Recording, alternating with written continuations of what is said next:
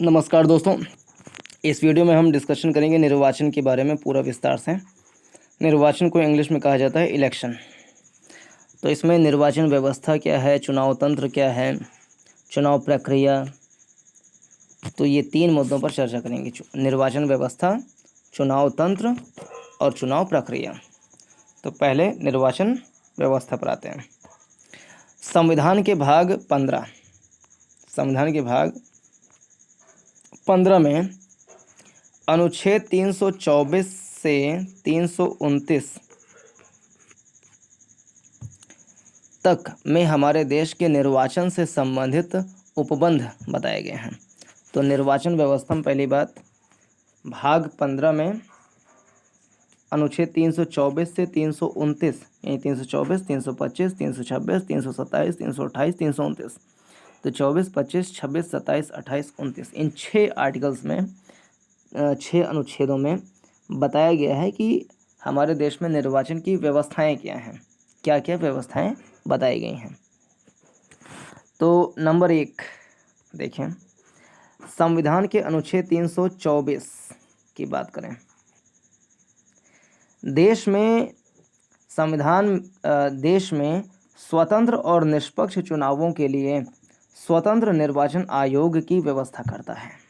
ठीक, देश में स्वतंत्र और निष्पक्ष चुनावों के लिए स्वतंत्र निर्वाचन आयोग की व्यवस्था करता है। संसद, राज्य विधायिका, राष्ट्रपति, उपराष्ट्रपति के चुनावों के अधीक्षण, निर्देशन तथा नियंत्रण की शक्ति निर्वाचन आयोग में निहित है। अच्छा, राज्य में नगर पालिकाओं एवं पंचायत के निर्वाचन के संबंध में एक अलग राज्य निर्वाचन आयोग होता है। ये जो है वो है निर्वाचन आयोग। तो 324 में निर्वाचन आयोग की बात की गई है। और एक होता है राज्य निर्वाचन आयोग, जो कि राज्य में पंचायत का, नगर पालिका का, इन सब का चुनाव करवाती हैं। परंतु निर्वाचन आयोग जो है आर्टिकल 324 में कहा गया है, जिसको इलेक्शन कमीशन ऑफ इंडिया कहते हैं, तो वो राष्ट्रीय और राज्य स्तर की जो बड़े चुनाव हैं, जैसे कि राज्य विधानमंडल के चुनाव, संसद, राष्ट्रपति, उपराष्ट्रपति, ये 4 चुनाव करवाती हैं भारत का निर्वाचन आयोग, जो 324 वाला है। और राज्य का निर्वाचन आयोग जो है वो 73वां और 74वां संविधान संशोधन अधिनियम 1992-93 के तहत जो प्रावधान उसमें जोड़े गए हैं, उसके तहत एक राज्य निर्वाचन आयोग की व्यवस्था है, जो राज्य के पंचायतों, नगर पालिकाओं इत्यादि का चुनाव करवाती हैं। तो भाग 15 में अनुच्छेद 324 से 29 के बीच में निर्वाचन व्यवस्था के बारे में है, जिसमें से 324 में ये बात हो गई पहले। दूसरी, संसद तथा प्रत्येक राज्य विधायिका के चुनाव के लिए, है ना, संसद तथा प्रत्येक राज्य विधायिका के चुनाव के लिए प्रत्येक निर्वाचन क्षेत्र में केवल एक मतदाता सूची होनी चाहिए। केवल एक मतदाता सूची होनी चाहिए। इस प्रकार संविधान ने सांप्रदायिक प्रतिनिधित्व तथा अलग मतदाता सूची की उस व्यवस्था को खत्म कर दिया है जो देश के विभाजन को बढ़ावा देती है। तो सांप्रदायिक प्रतिनिधित्व जब 20वीं सदी के शुरुआती 1-2 दशक में या 3 दशक में ये सांप्रदायिक प्रतिनिधित्व, जाति आधारित प्रतिनिधित्व की मांग खूब उठ रही थी, वो सब क्या करते हैं, देश को विभाजित करते हैं। तो एम लक्ष्मीकांत जी का कहना है कि भैया मतदाता सूची अगर संप्रदाय के आधार पर, जाति के आधार पर बनाएंगे तो ये कहीं ना कहीं देश को विभाजित करती हैं। तीसरा, कोई व्यक्ति मतदाता सूची में नामित होने के लिए केवल धर्म, नस्ल, जाति, लिंग अथवा इनमें से किसी एक के आधार पर अपात्र नहीं हो सकता है। तो 4, कोई व्यक्ति मतदाता सूची में नामित होने के लिए केवल धर्म, नस्ल, जाति, लिंग, कि आपका ये लिंग है तो हम आपका मतदाता सूची में नाम नहीं डालेंगे, आपका ये धर्म है तो हम मतदाता सूची में नाम नहीं डालेंगे, ऐसा नहीं कर सकता। तो कोई भी व्यक्ति केवल धर्म, नस्ल, जाति, लिंग के आधार पर मतदाता सूची में नाम नहीं डाला जाएगा उसका, वो अपात्र हो जाएगा, ऐसा नहीं हो सकता। इसके अतिरिक्त कोई व्यक्ति किसी क्षेत्र की मतदाता सूची में केवल धर्म, नस्ल, जाति अथवा लिंग अथवा इनमें से किसी एक के आधार पर दावा नहीं कर सकता। इस प्रकार संविधान ने मतदान में प्रत्येक नागरिक की समानता को स्वीकार किया है।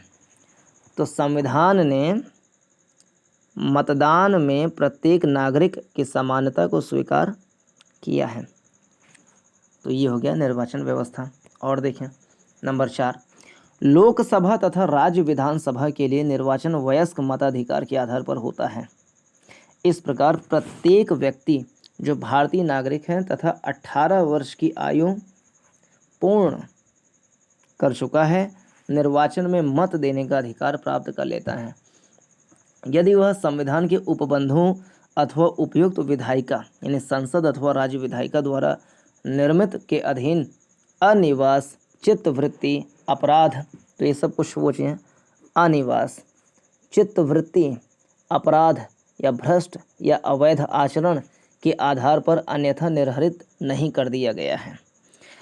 अच्छा, 1988 में 61वां संविधान संशोधन किया गया 1988। उसके द्वारा मतदान की उम्र को 21 से घटाकर 18 कर दिया गया और यह 28 मार्च 1989 को लागू हुआ था। और इसी संशोधन के द्वारा ही जो 61वां संविधान संशोधन है, इस संशोधन के द्वारा वोट देने की उम्र को 21 वर्ष से घटा करके 18 वर्ष कर दिया गया था। और इसी संविधान संशोधन 1988 के थ्रू जो निर्वाचन आयोग है, पहले एक सदस्यीय संस्था हुआ करती थे, परंतु 61वां संविधान संशोधन 1988 के बाद जब ये 1989 में लागू हुआ तो ये 3 सदस्यीय संस्था बन चुकी थी, परंतु 1990 में ही फिर से इसको एक सदस्यीय संस्था बना दिया गया था, परंतु 1993 में इसको पुनः 3 सदस्यीय संस्था बना दिया गया था, जो कि आज तक चलायमान है। ठीक, 5वां व्यवस्था क्या है निर्वाचन का? संसद उन सभी व्यवस्थाओं का उपबंध कर सकती है जो संसद तथा राज्य विधायिकाओं के निर्वाचन, मतदाता सूची की तैयारियों, निर्वाचन क्षेत्रों के परिसीमन तथा सभी मामले जो संवैधानिक व्यवस्थाओं की सुरक्षा के लिए आवश्यक हैं।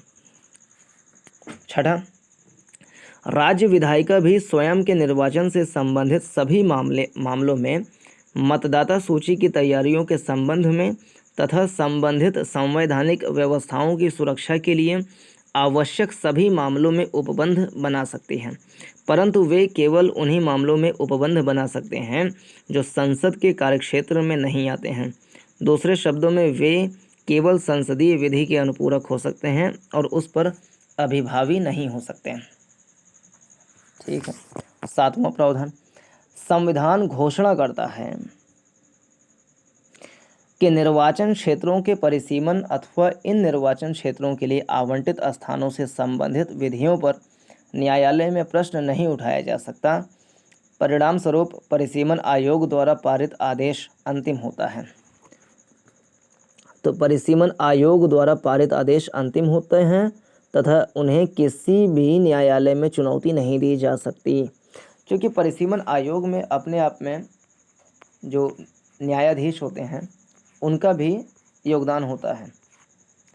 अब न्यायाधीश खुद रह कर के इतना जिम्मेदारी पूर्वक काम कर रहे हैं, तो उसमें ये चीज़ देखा जाता है कि किसी प्रकार का भेदभाव ना हो, एक अच्छा प्रतिनिधित्व, एक अच्छा निर्वाचन क्षेत्र बनाया जा सके। ठीक है। तो संविधान के अनुसार संसद अथवा राज्य विधायिका के निर्वाचन पर प्रश्न चिन्ह नहीं लगाया जा सकता। केवल एक निर्वाचन याचिका के जो ऐसे प्राधिकारों के समक्ष ऐसे तरीके से प्रस्तुत की जाए जिसका उपबंध उपयुक्त विधायिका ने किया हो। 1966 से चुनावी याचिका पर सुनवाई अकेले उच्च न्यायालय करता है, किंतु अपील का अधिकार क्षेत्र केवल उच्चतम न्यायालय में है। अनुच्छेद 323 ख विधायिका यानी संसद अथवा विधायिका को निर्वाचन विवादों के निर्णय के लिए अधिकरण के गठन की शक्ति प्रदान करता है। ये ऐसे विवादों को सभी न्यायालयों के अधिकार क्षेत्रों से उच्चतम न्यायालय के विशेष अवकाश अपील अधिकार क्षेत्र को छोड़कर बाहर रखने का भी उपबंध करता है। अभी तक ऐसे किसी अधिकरण का गठन नहीं किया गया है। यहाँ यह जानना आवश्यक है कि चंद्र कुमार मामले 1997 में उच्चतम न्यायालय ने निर्णय दिया है कि यह उपबंध असंवैधानिक है। यदि किसी समय ऐसा कोई अधिकरण गठित किया जाता है तो इसके निर्णयों के विरुद्ध उच्च न्यायालय में अपील की जा सकती है। अब नेक्स्ट टॉपिक है चुनाव तंत्र, यानी चुनाव में कौन कौन से अधिकारी कार्य करते हैं, मुख्य रूप से इसको देखना है। चुनाव तंत्र में ये कुछ अधिकारियों के नाम हैं। एक, भारत का निर्वाचन आयोग, मुख्य निर्वाचन अधिकारी, जिला निर्वाचन अधिकारी, चुनाव अधिकारी, चुनाव निबंधन पदाधिकारी, पीठासीन अधिकारी, फिर पर्यवेक्षक। पर्यवेक्षक में 4 प्रकार के पर्यवेक्षक: सामान्य पर्यवेक्षक, व्यय पर्यवेक्षक, पुलिस पर्यवेक्षक। तो इतने हैं। भारत का निर्वाचन आयोग, मुख्य निर्वाचन अधिकारी, जिला निर्वाचन अधिकारी, चुनाव अधिकारी, चुनाव निबंधन पदाधिकारी, पीठासीन अधिकारी, पर्यवेक्षक। भारत का निर्वाचन आयोग, मुख्य निर्वाचन अधिकारी, फिर आ जाएगा जिला निर्वाचन अधिकारी, फिर चुनाव अधिकारी। चुनाव अधिकारी को कहा जाता है रिटर्निंग ऑफिसर। फिर चुनाव निबंधन पदाधिकारी, इलेक्टोरल रजिस्ट्रेशन ऑफिसर, ERO जिसको कहते हैं, ERO। हाँ, ERO होता है। ERO काम होता है संसदीय चुनाव क्षेत्र में मतदाता सूची आदि को तैयार करने के लिए चुनाव पंजीकरण अधिकारी उत्तरदायी होता है। भारत का निर्वाचन आयोग राज्य या संघीय शासन के परामर्श से सरकार अथवा स्थानीय प्राधिकार में किसी अधिकारी को चुनाव पंजीकरण अधिकारी नियुक्त करता है। तो भारत का निर्वाचन आयोग ECI, election commission of India, ECI, Bharat के संविधान के अनुच्छेद 324 के अंतर्गत भारत के निर्वाचन आयोग को लोकसभा तथा राज्य विधानसभाओं के चुनावों का अधीक्षण, निर्देशन तथा नियंत्रण का अधिकार प्राप्त है। भारत का निर्वाचन आयोग एक 3 सदस्यीय निकाय है। 1950 से 1988 तक भारत का निर्वाचन आयोग 1 सदस्यीय निकाय था, परंतु 61वां संविधान संशोधन अधिनियम 1988 के तहत इसको 3 सदस्यीय बना दिया गया था, जो कि 28 मार्च 1989 को लागू हुआ था।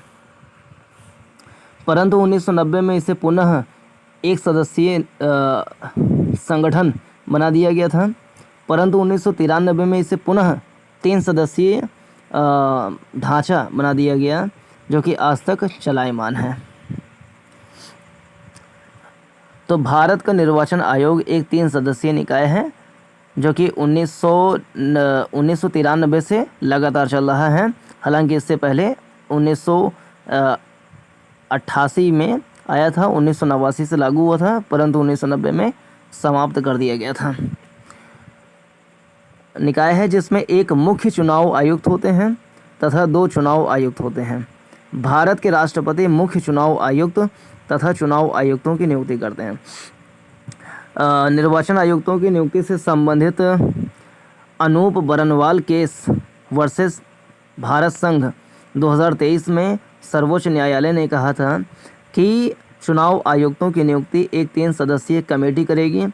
उन 3 सदस्यों में एक होंगे प्रधानमंत्री, एक होंगे लोकसभा में विपक्ष का नेता और तीसरा होगा सर्वोच्च न्यायालय का मुख्य न्यायाधीश।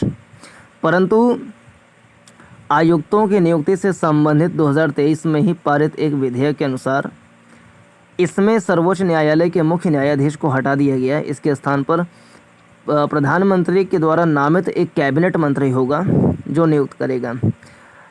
और ये भी प्रावधान किया गया है कि बहुमत के आधार पर निर्वाचन आयुक्त की नियुक्ति की जाएगी।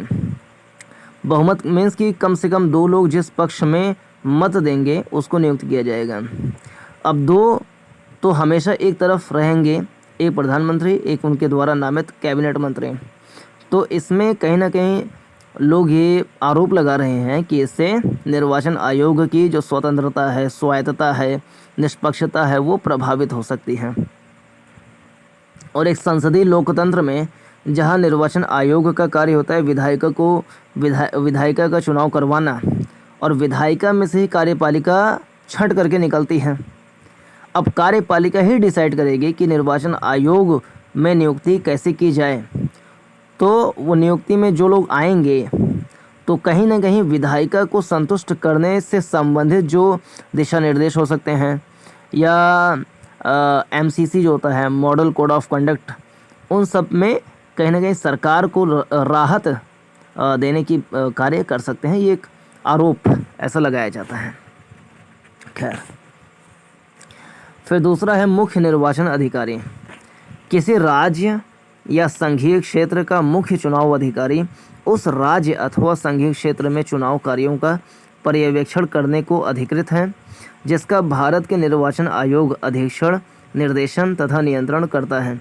निर्वाचन आयोग राज्य सरकार या संघीय क्षेत्र की सरकार के किसी अधिकारी को राज्य सरकार, संघीय क्षेत्र प्रशासन के परामर्श से मुख्य चुनाव अधिकारी नामित करता है। तो किसी राज्य या संघीय क्षेत्र का मुख्य चुनाव अधिकारी उस राज्य अथवा संघीय क्षेत्र में चुनाव कार्यों का पर्यवेक्षण करने का अधिकृत है, जिसका भारत के निर्वाचन आयोग अधीक्षण, निर्देशन तथा नियंत्रण करता है। निर्वाचन आयोग राज्य सरकार या संघीय क्षेत्र की सरकार के किसी अधिकारी को राज्य सरकार, संघीय क्षेत्र प्रशासन के परामर्श से मुख्य चुनाव अधिकारी नामित करता है। फिर तीसरा प्रमुख अधिकारी है जिला निर्वाचन अधिकारी, DEO, district election officer, DEO। जिला निर्वाचन अधिकारी जिले में चुनाव कार्य का पर्यवेक्षण करता है।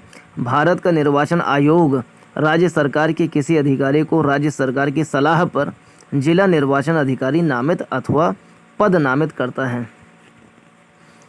फिर चुनाव अधिकारी, रिटर्निंग ऑफिसर, RO जिसे कहते हैं, किसी संसदीय अथवा विधानसभा क्षेत्र के चुनाव कार्य के संचालन के लिए चुनाव अधिकारी उत्तरदायी होता है। भारत का निर्वाचन आयोग राज्य सरकार अथवा स्थानीय प्राधिकार के किसी पदाधिकारी को राज्य सरकार या संघीय क्षेत्र प्रशासन के परामर्श से प्रत्येक विधानसभा एवं संसदीय चुनाव क्षेत्र में एक चुनाव पदाधिकारी को नामित करता है। फिर चुनाव निबंधन पदाधिकारी, इलेक्टोरल रजिस्ट्रेशन ऑफिसर, ERO। तो RO, ERO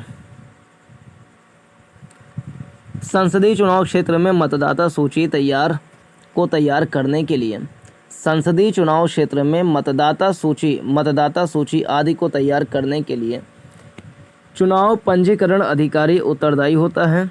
भारत का निर्वाचन आयोग राज्य या संघीय शासन के परामर्श से सरकार अथवा स्थानीय प्राधिकार में किसी अधिकारी को चुनाव पंजीकरण अधिकारी नियुक्त करता है।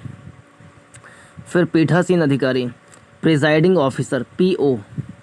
पीठासीन अधिकारी मतदान अधिकारियों के सहयोग से मतदान केंद्र पर मतदान कार्य संपन्न कराता है।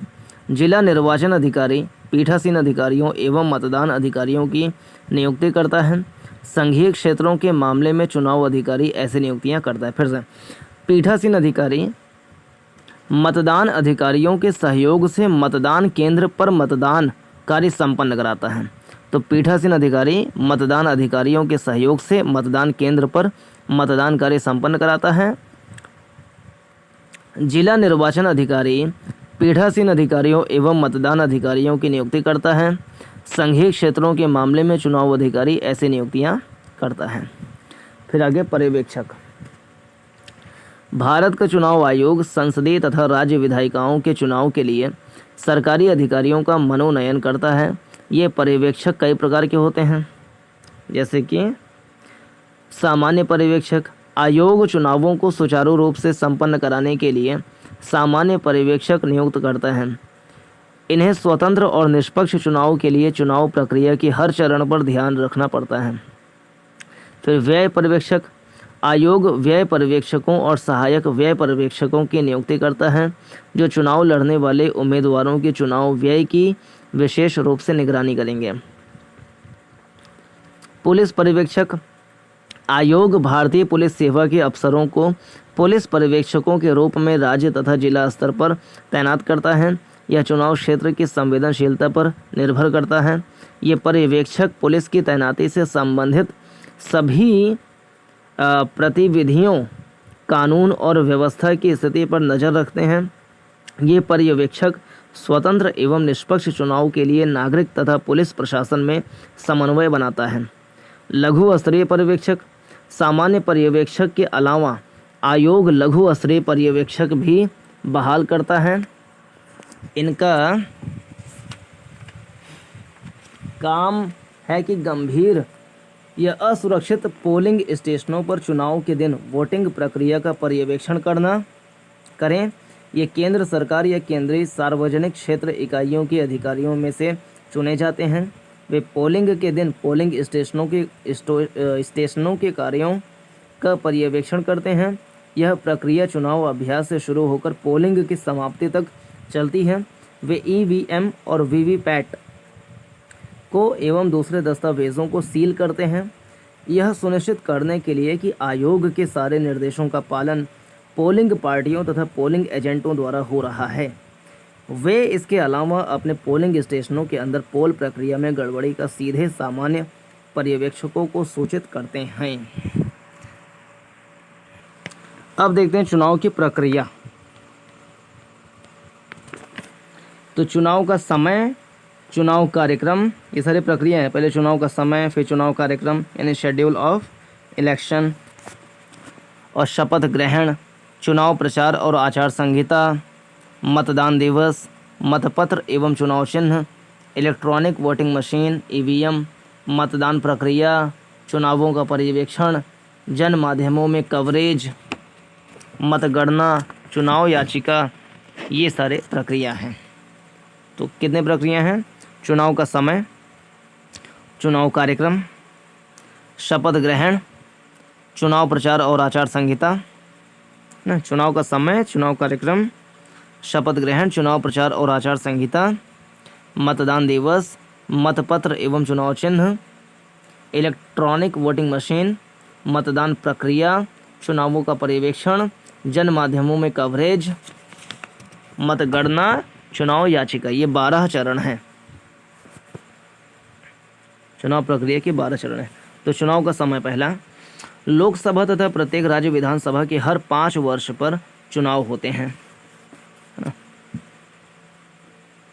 राष्ट्रपति 5 वर्ष पूरा होने के पहले भी लोकसभा को भंग कर सकते हैं अगर सरकार लोकसभा में बहुमत खो देती है तथा किसी वैकल्पिक सरकार की संभावना नहीं होती है। चुनाव कार्यक्रम, शेड्यूल ऑफ इलेक्शन, जब 5 वर्ष का कार्यकाल पूरा हो जाता है अथवा विधायिका को भंग कर दिया जाता है और नए चुनाव की घोषणा होती है, तब निर्वाचन आयोग चुनाव कराने के लिए अपने तंत्र को उपयोग में लाता है। तंत्र माने वही मुख्य निर्वाचन आयोग, मुख्य निर्वाचन अधिकारी, फिर चुनाव अधिकारी, जिला निर्वाचन अधिकारी, चुनाव निबंधन पदाधिकारी, पीठासीन अधिकारी, पर्यवेक्षक, ये सारे को क्या करता है? उपयोग में लाता है। संविधान यह उल्लेख करता है कि भंग लोकसभा के अंतिम सत्र तथा नई लोकसभा के गठन के बीच 6 माह से अधिक का अंतराल नहीं होगा। तो भैया संविधान यह उल्लेख करता है कि भंग लोकसभा के अंतिम सत्र तथा नई लोकसभा के गठन के बीच 6 माह से अधिक का अंतराल नहीं होगा, इसलिए चुनाव इसी बीच करा लेना होगा। आमतौर पर निर्वाचन आयोग चुनाव प्रक्रिया के शुरुआत के कुछ सप्ताह पहले एक संवाददाता सम्मेलन में नए चुनाव की घोषणा करता है। इस घोषणा के उपरांत उम्मीदवारों एवं राजनीतिक दलों पर चुनाव आचार संहिता तत्काल लागू हो जाती है। औपचारिक चुनाव प्रक्रिया चुनाव अधिसूचना जारी होने के साथ ही आरंभ हो जाती है। ज्यों ही अधिसूचना जारी होती है, उम्मीदवार जिस चुनाव क्षेत्र से चुनाव लड़ना चाहते हैं अपना नामांकन दाखिल कर सकते हैं। नामांकन की अंतिम तारीख से 1 सप्ताह पश्चात नामांकनों की जांच संबंधित चुनाव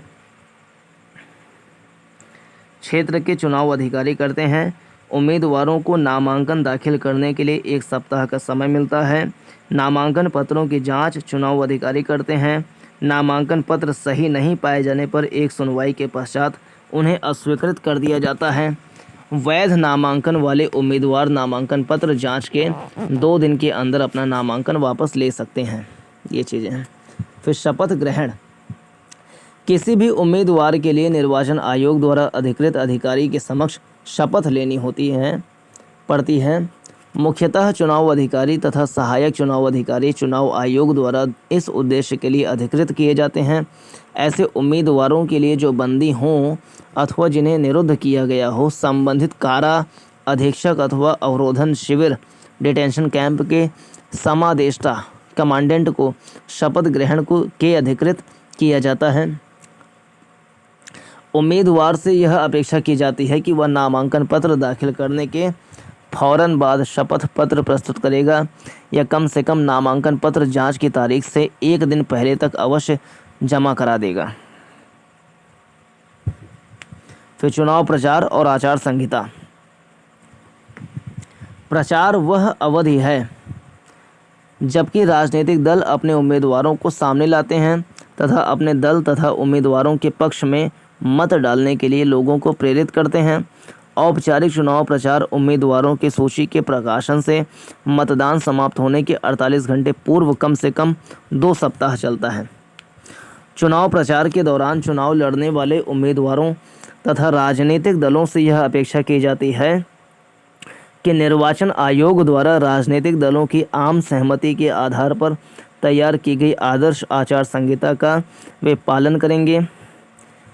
आचार संहिता में ऐसे मार्ग निर्देश दिए हुए हैं कि राजनीतिक दलों तथा उम्मीदवारों को चुनाव प्रचार के दौरान किस प्रकार का व्यवहार करना चाहिए। इसका उद्देश्य चुनाव प्रचार में स्वस्थ तरीकों का इस्तेमाल करना, राजनीतिक दलों एवं उम्मीदवारों अथवा उनके समर्थकों के बीच संघर्षों एवं झगड़ों को रोकना तथा शांति व्यवस्था तब तक बनाए रखना है जब तक कि परिणाम घोषित न कर दिए जाएं।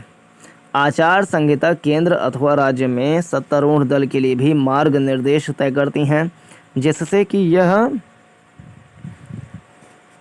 सुनिश्चित किया जा सके कि चुनाव बराबरी के आधार पर लड़ा गया और ऐसी कोई शिकायत सामने नहीं आई जिसमें कि सत्तारूढ़ दल को चुनाव प्रचार के दौरान अपनी सरकारी स्थिति का उपयोग किया हो।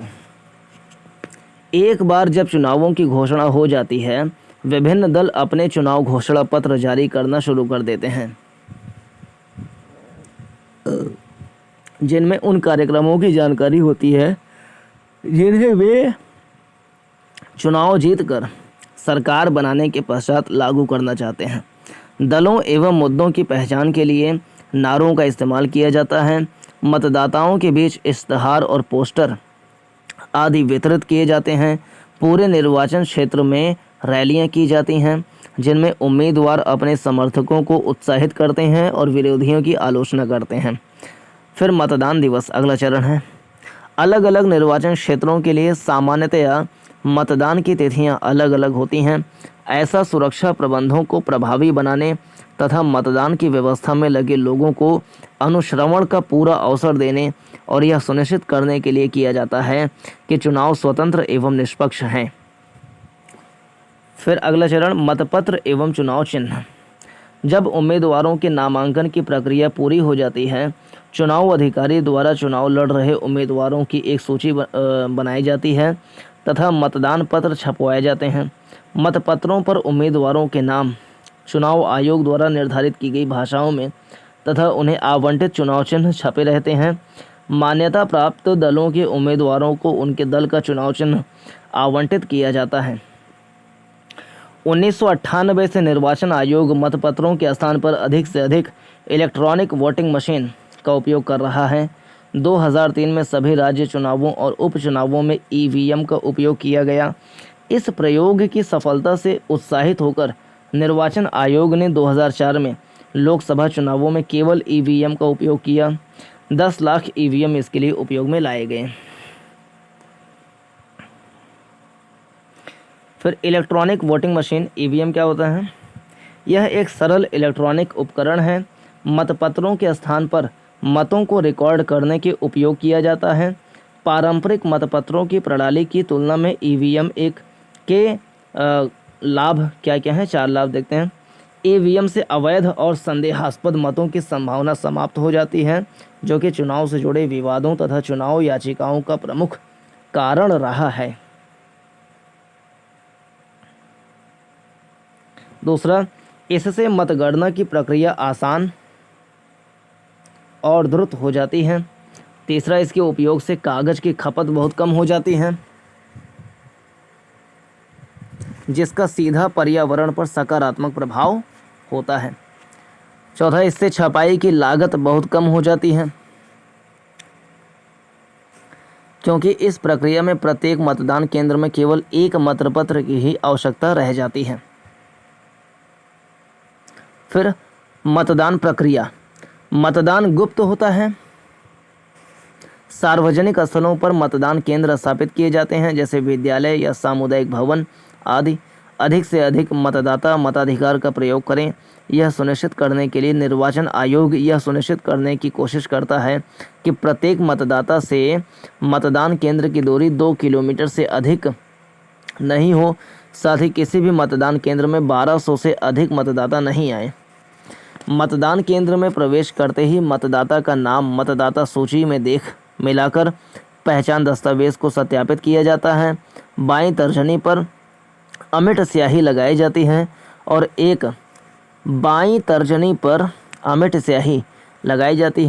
एक मतदाता पर्ची जारी की जाती है और पीठासीन अधिकारी द्वारा नियंत्रण इकाई को सक्रिय करके मतदाता को अपना वोट डालने की अनुमति दी जाती है। फिर चुनावों का पर्यवेक्षण। चुनाव आयोग बड़ी संख्या में पर्यवेक्षकों की नियुक्ति करता है, जो यह सुनिश्चित करते हैं कि मतदान स्वतंत्र और निष्पक्ष ढंग से कराए गए और लोगों ने अपनी पसंद का उम्मीदवार चुना। चुनाव खर्च। पर्यवेक्षक उम्मीदवार और दल के चुनाव खर्च की निगरानी करते हैं। फिर अगला चरण, जन माध्यमों में कवरेज। चुनावी प्रक्रिया को अधिक से अधिक पारदर्शी बनाने के लिए जन माध्यमों मीडिया को चुनाव प्रक्रिया की कवरेज के लिए प्रोत्साहित किया जाता है। तथापि मतदान की गोपनीयता को बनाए रखा जाता है। मीडिया कर्मियों को मतदान केंद्रों तक पहुंचने के लिए विशेष पास दिए जाते हैं, ताकि वे मतदान प्रक्रिया का कवरेज करें तथा मतगणना पत्रों में भी मतगणना पूरी प्रक्रिया का संज्ञान लें। अच्छा, मतदाता सूची क्या होती है? तो मतदाता सूची वह सूची है जिसमें एक चुनाव क्षेत्र में उन सभी लोगों के नाम होते हैं जो भारतीय चुनावों में मत देने के लिए निबंधित होते हैं। उन्हीं लोगों को मत देने दिया जाता है जिनके नाम मतदाता सूची में दर्ज हों। मतदाता सूची का हर वर्ष पुनरीक्षण किया जाता है, ताकि 1 जनवरी को 18 वर्ष पूरा करने वाले व्यक्तियों का नाम उसमें दर्ज हो सकें। इसके अलावा जो लोग एक चुनाव क्षेत्र से दूसरे निर्वाचन क्षेत्र में चले जाते हैं, अथवा जिनकी मृत्यु हो गई है, अथवा जो निर्वाचन क्षेत्र छोड़कर चले गए हैं, उनके नाम भी मतदाता सूची से हटा दिए जाएंगे। मीडिया में भी ओपिनियन पोल कराने के लिए स्वतंत्र है। देखिए, मीडिया भी ओपिनियन पोल कराने के लिए स्वतंत्र है। चुनाव आयोग ने निर्धारित किया है कि किसी भी निर्वाचन क्षेत्र में मतदान शुरू होने से 2 दिन पहले और मतदान बंद होने के बाद ओपिनियन पोल के परिणाम प्रकाशित नहीं किए जा सकते। इसी तरह एग्जिट पोल के नतीजे मतदान के आखिरी दिन मतदान का समय खत्म होने के आधे घंटे बाद ही प्रकाशित किए जा सकते हैं। एग्जिट पोल के नतीजे मतदान के आखिरी दिन मतदान का समय खत्म होने के आधे घंटे बाद ही प्रकाशित किए जा सकते हैं। मतगणना अगला चरण है। जब मतदान संपन्न हो जाता है, चुनाव अधिकारी तथा पर्यवेक्षक की देखरेख में मतगणना की प्रक्रिया आरंभ होती है। मतगणना समाप्त होने के पश्चात चुनाव अधिकारी सबसे अधिक मत पाने वाले उम्मीदवार का नाम विजयी उम्मीदवार के रूप में घोषित करते हैं। लोकसभा चुनाव फर्स्ट पास्ट द पोस्ट पद्धति के अनुसार कराए जाते हैं। देश को चुनाव क्षेत्रों के रूप में अलग अलग भौगोलिक क्षेत्रों में विभाजित कर दिया जाता है। मतदाता एक उम्मीदवार के लिए एक मत देते हैं और सबसे अधिक मत पाने वाला उम्मीदवार विजयी घोषित किया जाता है। राज्य विधानसभा चुनाव भी लोकसभा चुनाव की तर्ज पर ही होते हैं, जिनमें राज्यों और संघ शासित प्रदेशों को एकल सदस्य चुनाव क्षेत्र में विभाजित कर दिया जाता है। चुनाव आयोग निर्वाचित सदस्यों की सूची बनाता है तथा सदन के गठन के लिए उपयुक्त अधिसूचना जारी करता है। इसी के साथ चुनाव की प्रक्रिया संपन्न हो जाती है तथा लोकसभा के मामले में राष्ट्रपति तथा विधानसभाओं के लिए संबंधित राज्यों के राज्यपाल सदन या सदनों का सत्र आहूत करते हैं। अगला चुनाव याचिका। कोई भी चुनावकर्ता अथवा उम्मीदवार चुनाव याचिका दायर कर सकता है यदि उसे यह विश्वास हो कि चुनाव में कदाचार हुआ है। चुनाव याचिका एक सामान्य सिविल याचिका नहीं होती, बल्कि इसमें पूरा चुनाव क्षेत्र संलग्न होता है। चुनाव याचिका एक सामान्य सिविल याचिका नहीं होती, बल्कि इसमें पूरा चुनाव क्षेत्र संलग्न होता है। चुनाव याचिका की संबंधित राज्य के उच्च न्यायालय में सुनवाई होती है। यदि शिकायत सही पाई गई तो निर्वाचन क्षेत्र में दोबारा चुनाव कराए जा सकते हैं।